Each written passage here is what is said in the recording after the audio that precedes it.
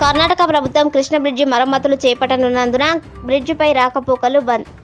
నారాయణపేట జిల్లా కృష్ణ మండలం తెలంగాణ రాష్ట్ర సరిహద్దులో కృష్ణానదిపై నిర్మించిన కృష్ణ బ్రిడ్జిపై నుంచి రాకపోకలను అధికారులు నిలిపివేశారు.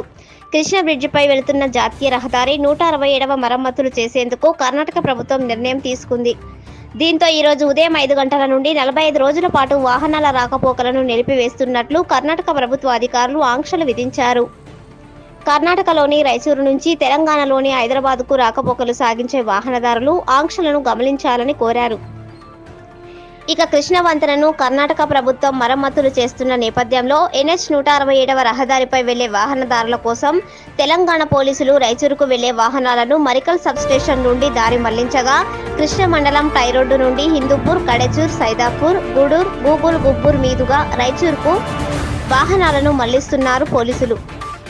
దీంతో టై రోడ్డు నిర్మాణస్యమైన వాతావరణం నెలకొంది.